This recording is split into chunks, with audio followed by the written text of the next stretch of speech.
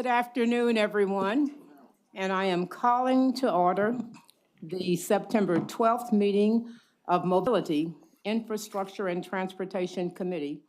A quorum is established, and the first item on the agenda calls for approval of the minutes from our June 13th meeting. It's been motioned and seconded before I could even gavel by Council members Blaylock and Beck. All in favor? Any opposed? And with that, moving on, we have a briefing. And you'll notice I've been very diligent in trying to push this meeting along because I hear Jay, are you presenting? Yes. I hear Jay has 30 slides. Do you really have 30 slides, Jay? They go pretty quick. Well, then get to the good camera over here, both of you, please. Oh, sure. Oh, go ahead, Michael. Michael's going to tease us. I have asked you guys never come to City Hall without Jay. Glad to see you. Anybody you bring along is welcome too. The floor is yours. Mike Landvik, Transportation Public Works. Just thought I'd tee them up real quick and give a little background on kind of why we're here. So we asked TxDOT's design build team, South Point Constructors, to come today because they came to us a few weeks ago with basically this premise, this request with sound walls. There's various sound wall locations that have reached a certain number of, I guess, levels on the receptors having to do with their environmental process, since they have to go to the various property owners and basically ask for input on whether or not they want a wall. Jay will get into the details on that, how the situation is a little different. But what we wanted to do in TPW was come to MITC first and then kind of get feedback and then bring it to the full council later, kind of whether or not the city is in support of a sound wall at this location or not. So with that, Jay from South Point Constructors. And Jay, don't feel rushed. I was just giving you a practical joke. It's quite all right. If you remember my last presentation, I had my my auctioneer voice on, so we'll get through it as best we can. But good afternoon, everyone, and thank you for the invitation. My name is Jay Proskovic. I'm the Public Information Coordinator for South Point Constructors. We are the design build contractor for TxDOT on the Southeast Connector project. Today here I have with me Jason Bright, who's the environmental manager on the project, and he's here to answer any technical questions that might come up related to our topics today. In the gallery I have John Gage, who's our environmental compliance manager, and Nick Andrushak from our public information team. Also contributing to the presentation, but not here today, are Kara Swanson, and our TxDOT team was unfortunately not able to join us today. But all of them did have extensive input into the presentation and have approved it for our review here today. Thank you. So I want to talk about what these noise walls are and what we're building, and give you kind of, everyone on the committee, kind of an overview of what we're building in the city of Fort Worth in total. And then we want to focus in on one specific wall that we're coming to the committee today for some input on how the city would like to proceed. We're going to talk about a little bit about the balloting or approval process, and then have some time for closing comments and questions. So looking at the project itself, since the last time we were here, the project has grown a little bit. We are now 14 miles of alignment of I-820 between Interstate 30 and Interstate 20. Right here, between Interstate 20 between Forest Hill and Little Road. And on US 287 from Village Creek Road down to Sublet Road. So since the last time we talked, this section from Ramey up to I-30 has been encompassed into the contract. So the noise walls are an engineering mechanism that are used in infrastructure projects to assist in diluting or subduing some of the noise that is created from the highway that could be heard by local receptors or structures or residents thereof. And so we're going to cover here all of the proposed noise walls within the Fort Worth part of the project. This wall that we're looking at here is noise wall 9. And this is located along northbound East Loop 820 frontage road south of Martin. This would be, if you're familiar with where our offices are, which is kind of just across and south of this area here. So this is Martin Street. So just benefiting the receptors kind of south of Martin to Big Fork Road. So the NEPA status had a finding of no significant impact, and the balloting status is upcoming, and the design has cleared the preliminary design stage and is in the final design stage at the point where we're about ready to go into the receptors to ask for final approval. Noise wall 10 is located on southbound East Loop 820, kind of south of Meadowbrook on the west side there, as we can see here in the section located in yellow. And again, the NEPA status had a finding of no significant impact. The balloting status is upcoming, and the design status has cleared preliminary design, but is still in the final design stage, and that's why we're seeing it in yellow. They're just in that final stage. So once the wall has cleared the final design stages, then when we go to the final approval for the receptors and get their balloting.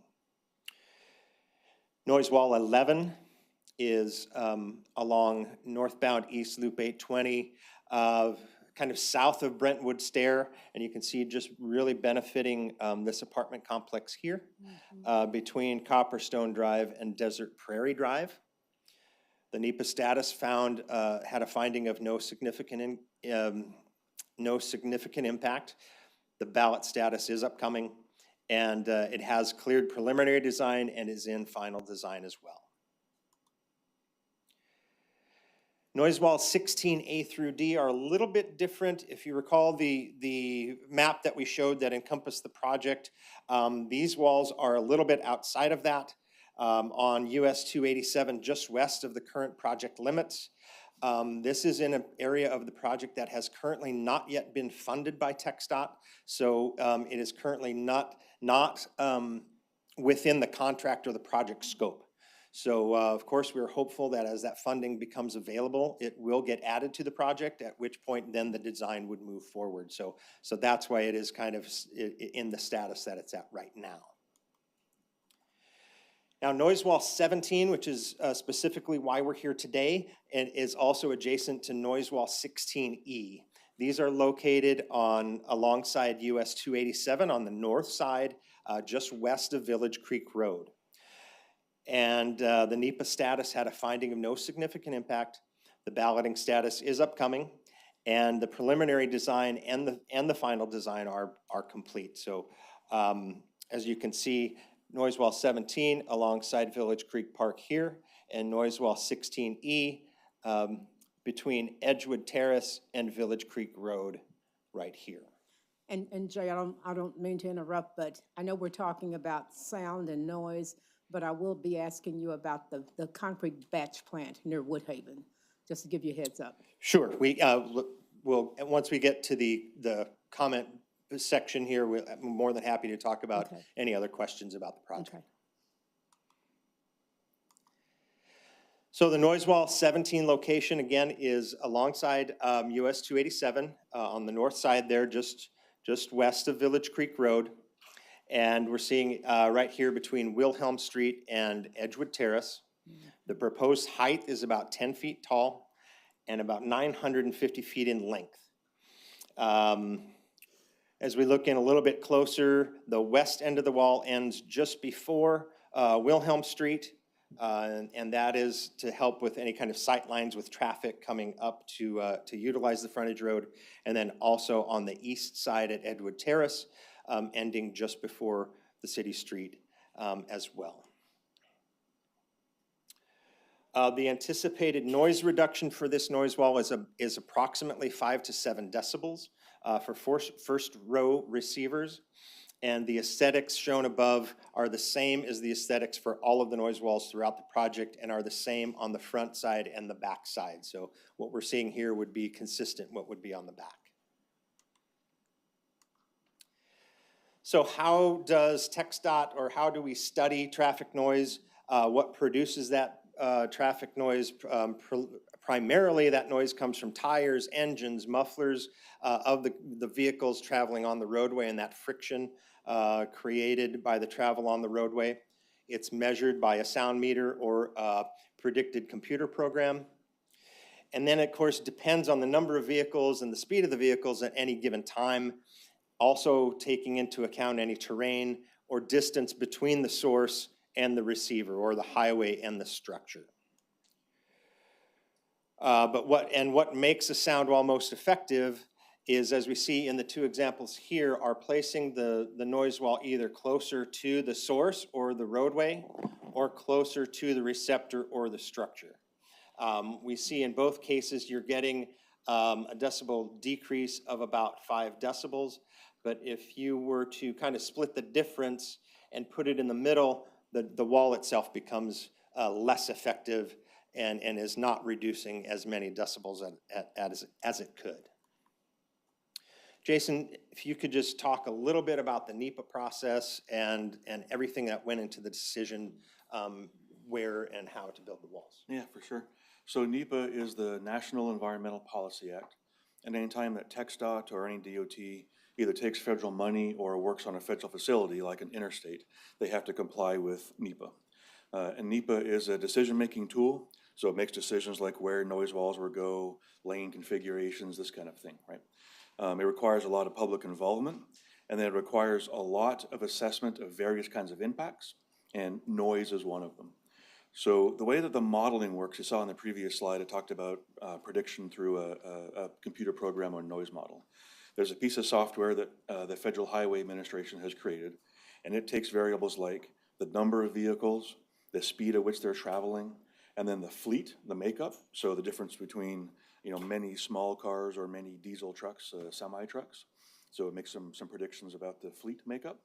And then it incorporates the geometry. So is the road raised over where the receiver is? Is there a berm in between? Is the home higher or lower? That kind of thing.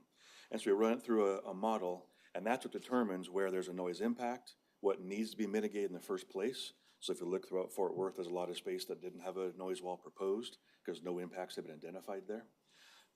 And the key thing is that in that federally dictated process, all of that conceptual planning happens during NEPA, but these decisions about balloting or voting on the final design, whether or not that wall will be incorporated into the project, has to happen now at this stage in that final design. So this voting process or this decision that you'll make is that last step in that federal process to decide will the wall be built or not.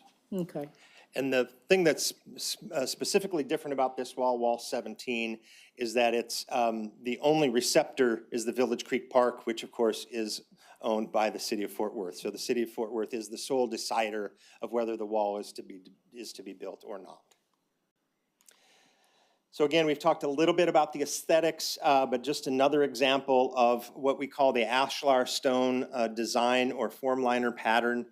It's the same on the front and back. It's about a 3/4 of an inch relief, as you can see, and there are noise wall posts, which you see in the middle, which are in between each of the wall sections themselves. This is an artist rendering of the wall with traffic and a little bit zoomed in with pedestrians, so you get a little bit of a sense of the scale. And then I wanted to talk a little bit about the process, the balloting process. And again, we said why it's different, but typically the TxDOT standard noise wall barrier ballot would be provided by mail and at a meeting such as this one for all of the receptors.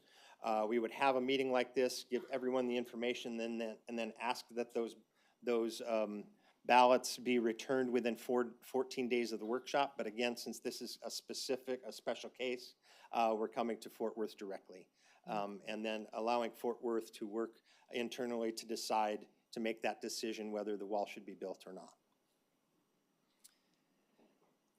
And again, just showing the location of it, specific to Village Creek Park.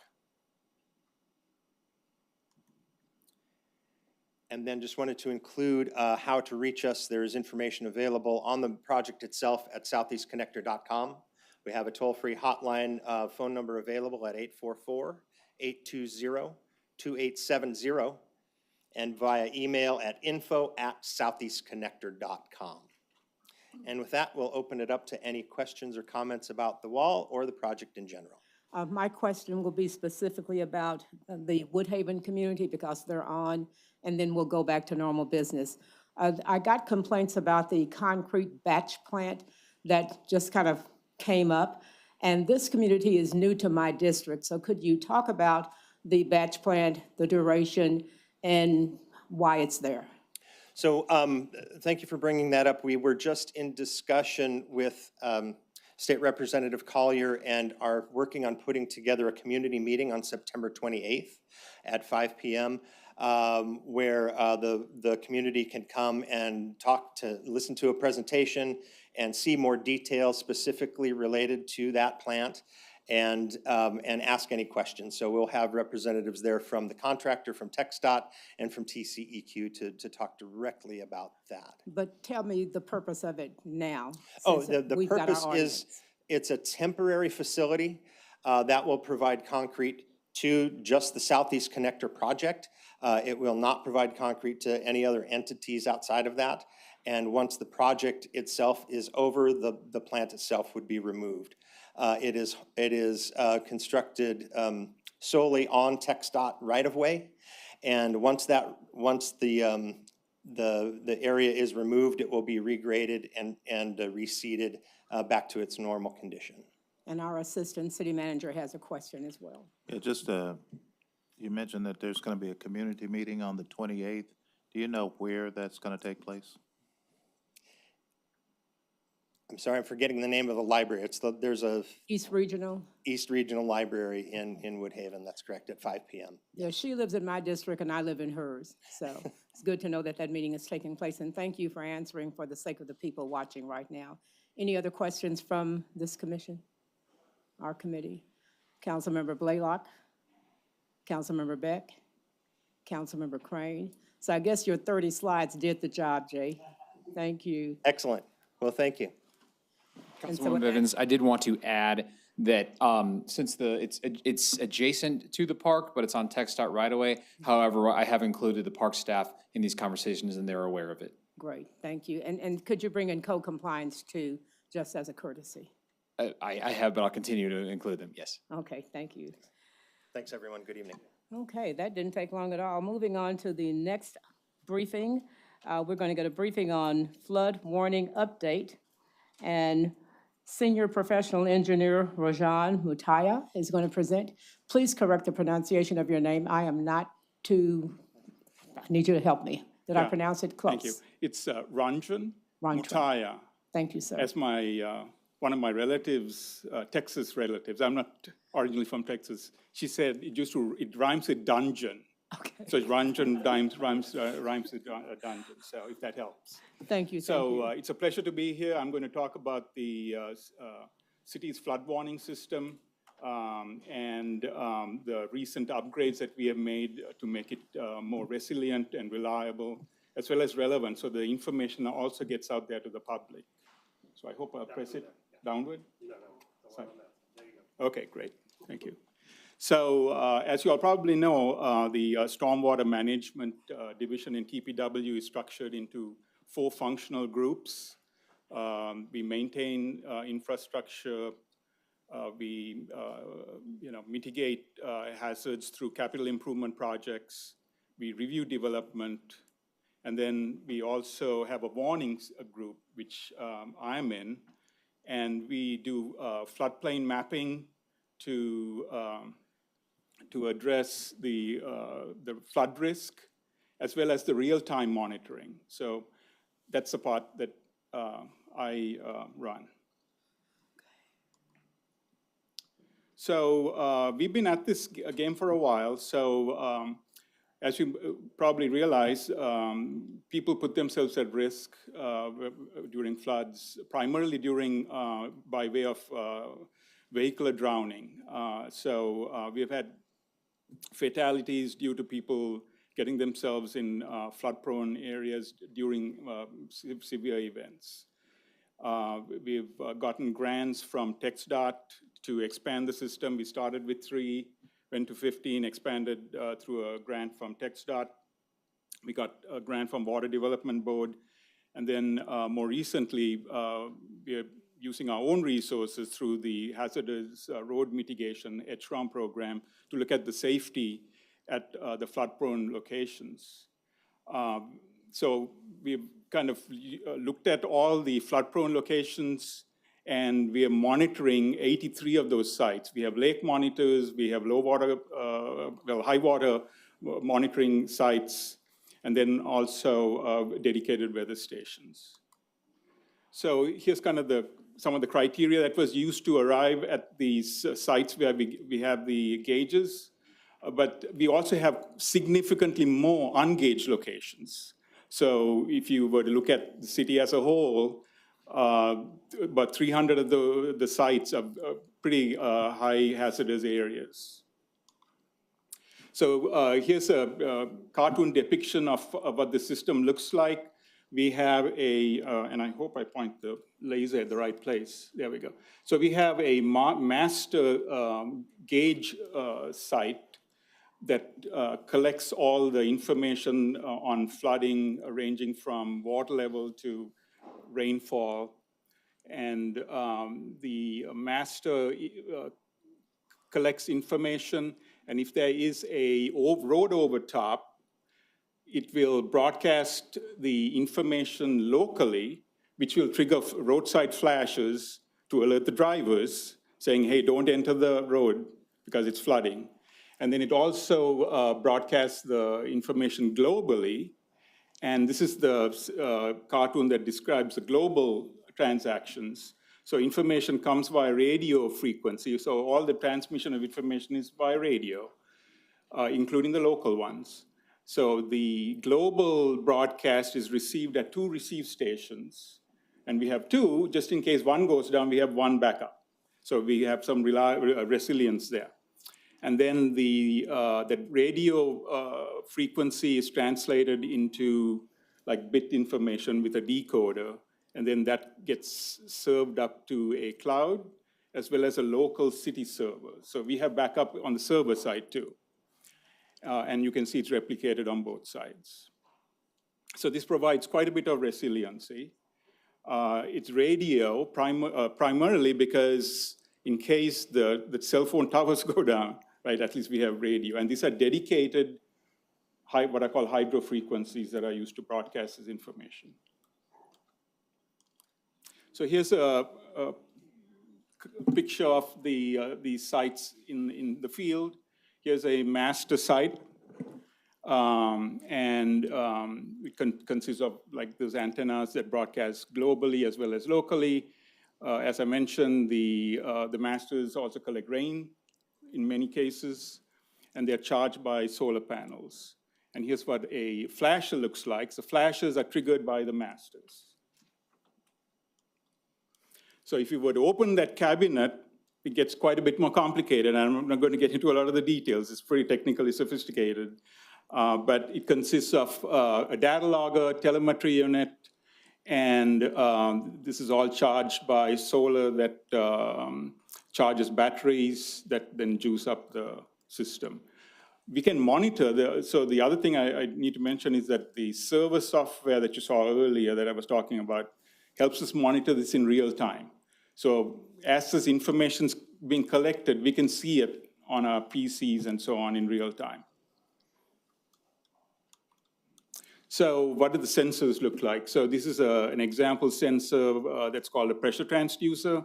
So at these high water crossings, we have sensors that monitor the water level. And all the measurements coming in here, we can see it in real time. So let me talk about the recent upgrades. And that involves a lot of what I've already talked about. So we've improved the telemetry, whereas earlier there was like data drops and data collisions. The new telemetry prevents that because there's much more coordinated telemetry between the field sites and the receive sites, those 2 towers that you saw. And that's called the Alert 2 protocol. The other nice thing is we have also introduced flexibility so that the flashes themselves can also host sensors. So while I was telling you that the masters, now we've got more flexibility in the sense that the flashes also can host sensors. The data loggers provide lots of flexibility in terms of programming. And we have also looked at the maintainability, accessibility, and then the visual the drivers being able to see these flashes as they're driving down the road. And at the critical sites, we are installing cameras so that we can visually see what's going on as well. And we're going to keep doing the camera installation into FY24. So we have upgraded from the old system to the new system. We have 90% of those have been upgraded. We got about 10% to go. And we expect to get that done by December of this year. So here's what the public-facing website looks like. There's nothing going on, so no flooding yet. We're expecting flooding the next couple of days, so you might see orange and red and so on. But these are these low water crossings. It doesn't show the weather stations or anything like that. And this information is publicly available, so the public can see these sites. And whenever they see this turning to red, that tells them that these are places to avoid. So while we provide the information to the public through a public-facing web page, lots of the dynamics in terms of the data processing actually takes place at the rear end in terms of the information that reaches the first responders. So our field crews deploy to these these flood-prone low water crossing sites, and they barricade those sites. And those sensors, whenever they are triggered, the server that gets the water level sends out emails to our field operations that then go deploy in the field. So that's all that's described here. And here's an example of stuff that really, got exciting in terms of the flood of August last year. You can see it was almost a citywide event, and the system functioned really well. I have a quick question. Yes. When we go red like that, is that plugged into our emergency alert notification system so that people get that text message to avoid those areas? Yes, they do. And I'll talk about that in just a second. Perfect segue. Yeah, I know. I'm almost there. Thanks. There we go. So our field operations response to these events and barricades. And then you can see the bullet point that you were making, council member. This information also is sent out to the Office of Emergency Management, and they use the Fort Worth alerts to broadcast the flood threat within a 2-mile radius of anybody that has a cell phone. So here's an example, actually a view from one of the cameras. This is at 28th Street in Decatur, a very flood-prone area. You can see that this camera provides a great view of a flood event. And in some cases, our field operations actually you can see they've got to put the truck across because people quite often go around those barricades. I was going to ask you about barricading because on the previous page, you had barricades come up. How do you think that keeps people from going around, or is there something more dynamic? So they barricade, and they more recently also roll out a red warning that it's a felony offense. Okay. So that if the drivers go around, they realize it's also a prosecutable offense. Okay. And then they if things get really bad, they put their vehicles across the road like that. And then PD is usually there, okay. And then PD puts their lights on and stuff like that. Sounds well coordinated. Yeah, especially at 28th Street. So residents can subscribe to Fort Worth alerts, and if they subscribe, they'll get these flood notifications. I want to mention that Robert Medford from the OEM is here, so if you all have questions about Fort Worth alerts, I'm sure Robert will be happy to answer. So we've also included the Fort Worth alerts in the Fort Worth app, so people can subscribe there. And the city of Fort Worth,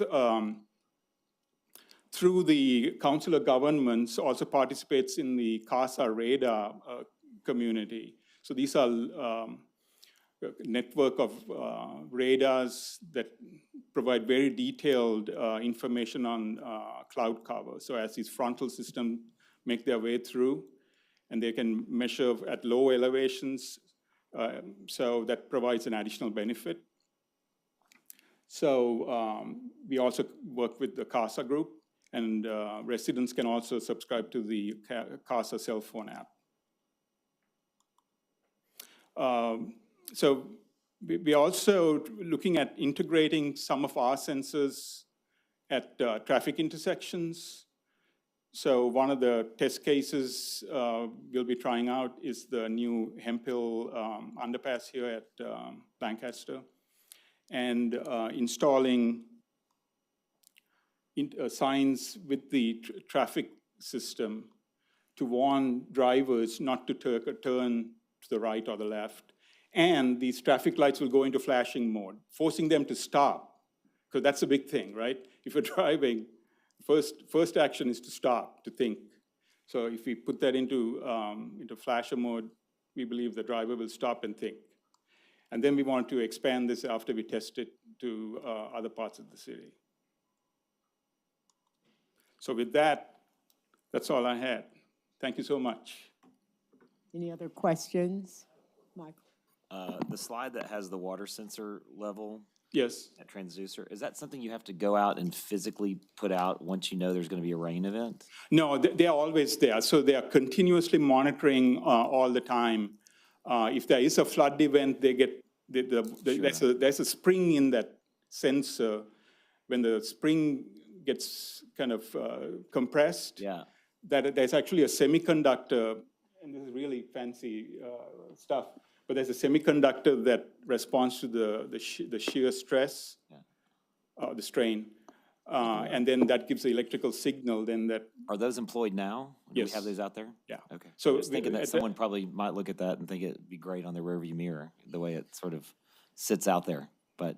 Yeah, this I've taken, you've seen, taken the picture with the thing taken out, but it's inside conduits Yeah, to okay. help protect it. Okay, thank you.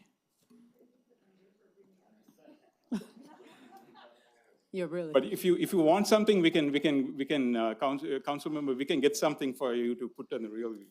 I think addressing vandalism might be a topic we ask for more details, because Yeah. I can think of some people who would, just for the hell of it.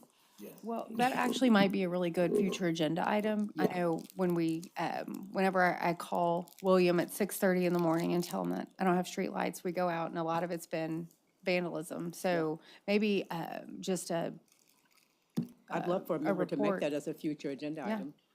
Okay. Yeah, thanks for bringing it up, because it is a significant problem. and not just here, but with our lights and, kind of what that expense is to the city and what that looks like. Because I think sometimes even council members don't understand that when something's not working, it's because someone went in and. Stole yeah. the copper. Yep. Thank you. Thank you. And we're moving on to our final briefing on school crossing guards. Where is Jared Williams, I would think? I wish he was here. Dedicated to Councilmember Jared Williams. Okay. So I'm Chelsea St. Louis. I'm in Transportation Management Division of Transportation and Public Works. This will be a joint presentation with Rashad Jackson, who's actually our new School Crossing Guard Program Manager. So in this presentation, I'll provide a brief overview of the program. We'll revisit the expansion of crossing guard services to middle schools that council approved last year. And then we'll talk a little bit about the middle school pedestrian infrastructure projects and where they are in terms of completion status. And Rashad will provide you an update on all of our exciting fiscal year 24 engagement efforts for this year, this upcoming year. So as you know, in fiscal year 23, this was the first year that the Crossing Guard Program management moved to Public Works from the Police Department. Along with transferring this program to Transportation and Public Works, we were also approved by CCPD for 2 FTEs to support the program. We are grateful to have Rashad Jackson. He's joining us from the Park and Recreation Department as our Crossing Guard Program Manager, and we also have a graduate engineer who supports the program as well. We currently serve 14 school districts, over 150 schools, and almost 300 intersection locations throughout the city. Of course, as we get additional requests from schools, these numbers will increase over time. Public, private, and charter elementary and middle schools are eligible for crossing guard services in the program.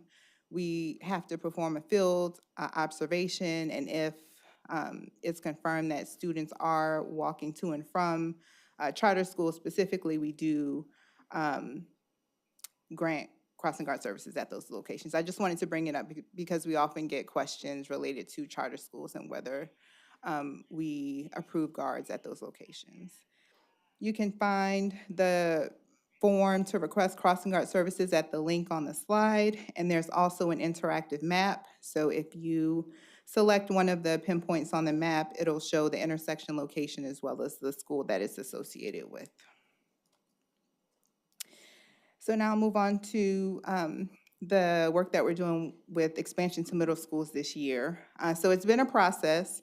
So back in spring of 2022, staff performed field observations at almost 50 middle schools. 31 of those schools met our minimum criteria for crossing guard services, and we identified 8 schools that needed pedestrian infrastructure improvements to facilitate crossing guard services at those locations. Obviously, there are many more infrastructure needs at all of our schools than just the 8. And so we're absorbing those additional needs within our existing schools on maintenance program, our sidewalk program, and we'll look at what we can incorporate in future bond programs. Council approved an increase in the budget to include middle schools back in September 2022. Earlier this year, we had to amend the vendor's contract to incorporate those middle schools into the contract. And then at the end of this last school year, we notified all of the school districts and the schools that would be receiving crossing guard services. If you click on the link in the presentation, that also leads to the website and a list of all of the school locations where we have crossing guards. And these are the 8 schools that are receiving some pedestrian infrastructure improvements. These infrastructure projects will be complete by December. They primarily are composed of sidewalks, crosswalks, ADA ramps, and rectangular rapid flashing beacons. And so we're on track to finish these by the end of the calendar year. And these are just examples of where we've upgraded some signage and we're doing work on ADA ramps. And now Rashad is going to give you guys an update on our fiscal year 2024 engagement efforts.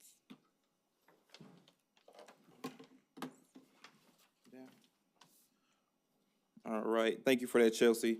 As Chelsea mentioned, I'm Rashad Jackson. I'm a new school crossing guard program manager here. I do come from Park and Recreation, where I do have a background in outreach and education and events. So when I first got here, that's kind of one of the first things we wanted to do. We wanted to have a kickoff event for our crossing guards. As you can see me there with all of the crossing guards. We had about 200 crossing guards attend this event. This was the first time we hosted an event like this with the vendor in coordination with TPW, police department, and the vendor. We just wanted to make sure, meet the guards face to face, let them know that we're here from them. We are introduced to new staff, and just make sure they're supported by putting a face to the, a name to the face if they see us out there in the field. Again, this was a great opportunity to introduce staff and just appreciate our crossing guards for what they do. I feel like sometimes they're underappreciated, so we want to make sure that we had this event for them to let them know that they're appreciated. It was midday. We invited them in, we fed them, we talked about our presentation. PD came and talked about their presentation. They were able to ask questions from city staff, PD, and even the vendor. And I felt like they felt their concerns or questions was answered, and they were able to go back to work feeling better about things and stuff that they do every day. Okay, wrong button. All right, so as you see here, this is our new kind of logo for the program. This is Molly. She's fierce. She's a crosswalk champion. I feel like this embodies the city of Fort Worth. This is all of us just making sure that the city is safe and our pedestrians are safe while using our crosswalks. Again, this is a safety campaign, again, designed with the aim of instilling safe pedestrian habits and young students, promoting a culture of awareness and accountability. When you think about transportation and public works in most cities, you think about the infrastructure. Safe Routes to School is a national initiative. It focuses on 5 E's: evaluation, engineering, education, encouragement, and equity. We want to focus on that education, encouragement, and equity part, as it sometimes gets lost. So by doing these events and stuff that I mentioned before, we just want to make sure we empower the children to become more confident and conscious pedestrians through engaging age-appropriate educational activities and community involvement. Two of our campaign things we're rolling out this year is be seen and be safe. Again, to emphasize the importance of visibility with you wear bright clothing, reflective lights, and things of that such. We've already ordered swag that have stoplights, LED blinking stoplights that they can attach to their backpack, shoe stickers, reflective shoe stickers, the old slap wristband reflectors and things like that such, just to make sure that our children are reflective and seen while they're crossing the street. And the other one is watch out for each other. Just bringing back that community feel, community policing, and it takes a village. So if you see something, say something. Make sure we're all responsible for making sure you're keeping our kids safe at the crosswalk or just wherever pedestrians cross, or there may be a intersection or incident. Again, continuing on the efforts, talking about the media. In the previous slide, you've seen the new URL domain. It is now fortworthtexas.gov/safe routes. We shortened that from what it was, so it's memorable. So people can go straight there to the website. The website has been updated. The website, as Chelsea shows the council district map with the intersections. It also has a PDF link to schools in the intersections all throughout the city, so you can go on that link and look as well. We also have a link to the vendor's job description at the bottom. So if anybody wants to be a crossing guard, they scroll down to the bottom. They'll take a link right to the job location to be a crossing guard, and also has other resource materials for children and adults just looking to be safe, how to use our beacons and how to safely cross the crosswalk and things as well. We'll be conducting route assessments. So part of the reason for that meeting that we had back in August was to put a name to the face. And so if the crossing guards see city staff out there, they'll feel more comfortable with them, talking with them. No, we're not spying on them. We just want to make sure that we're there to support them and see if they know any infrastructure improvements, or if they see anything that they may feel may need to be improved. We want to make sure that we record those. Also out there to talk to the school officials to see if they see anything. We're out there to record those. And again, partnerships. Again, everything is important with partnerships. We've already mentioned a couple of our key partners there: Blue Zones and North Central Texas Council of Governments. We're also working with TxDOT. TxDOT has an outreach specialist unit. We're going to be working with them to continue to provide education to our students at school to make sure that they're educated on the safest possible routes. Again, even partnering with JPS Injury Prevention Unit to reduce pedestrian accidents in alignment with the Vision Zero goal that the city transportation department already has. So October 4th is National Walk to School Day. We've already began to reach out to a couple schools. We plan to have this with one of the 7 schools that received the 2018 Bond Safe Routes to School project funding. On that day, again, we're just gonna have a big party for our students, make sure we're gonna encourage them and our parents, the importance of walking to school, what it does for you mentally, what it does for you physically, and just make sure that we're there representing, educating, giving out swag items, to make sure that they're getting some of those reflective items and some of those key items to make sure that they're safe while they are crossing the crosswalks of school and just in their everyday lives. So again, the next steps will be initiate engagement with the schools, again, with the aforementioned Crosswalks Champion campaign, again, including starting off next month with the National Walk to School Day. And again, continue to foster those partnerships, like we mentioned, with Blue Zones and North Central Texas Council of Governments, and also JPS and other vendors as we just continue the national initiative of Safe Routes to School through engagement efforts and make sure that, you know, the voice is heard and that they understand the importance of walking in safe intersections as they cross. So, any questions? Any questions? I just have one quick question. I noticed on the Safe Routes to School, you listed who we funded in 2018. So was that the last time that Safe Routes to School funding was available to us through, because isn't that a federal program? No, so we actually have a category in the 2022 bond program. Okay. We just chose 2018 because those projects were recently completed. Okay, gotcha. Thank you. Alan? So the presentation today was timely, and thank you. I like what we're doing. I like the educational themes. And the reason why it's so timely for me today is, you know, several years ago in my district, before I was there, we had a child hit in front of Timber Creek High School and seriously hurt. Today, in front of Central High School, next to the Heritage neighborhood that Charlie and I share, we had a child hit in the school crosswalk. So, and fortunately, my understanding is the child's going to be okay. But we can't lose sight, and I think we need to continue to expand and do more.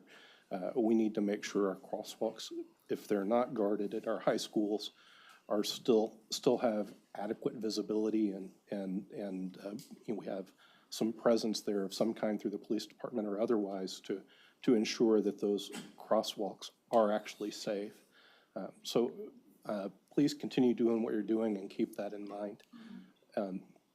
The second question I would just like to ask is, where are we with staffing all our crosswalks? Are we fully staffed, or are we hurting for people? I'll let Rashad answer that question. I believe, well, I won't misspeak. I'll let Rashad answer that question. Yeah, so as of, I think we last checked last week, we're about 95% staffed at all the locations that qualify for a crosswalk.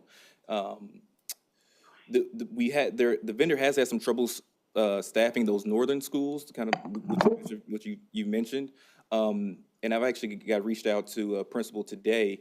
One of the things we're also working on is creating a parent volunteer program so that those schools that are northern is kind of harder to staff, that if there is a neighborhood parent or resident that wouldn't mind volunteering their time, that they would have the initial training or safe practices to be a volunteer crossing guard.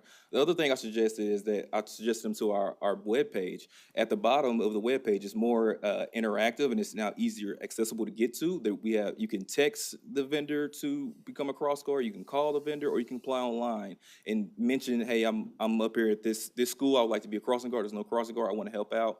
How can I help? And the vendor is real seamless with their application process and getting the crossing guards onboarded. So, if you have information on how to become a crossing guard that we can distribute through our channels, our neighborhoods, JPEG format, text, web links, please get that to our council office and let us see if we can help drive the message. Thank you.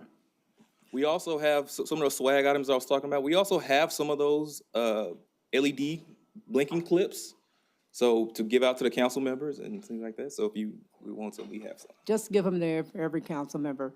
Thank you. Future agenda items. Did staff capture Councilmember Beck's future agenda item? Good. I need a motion to adjourn. Second. So moved. We are adjourned.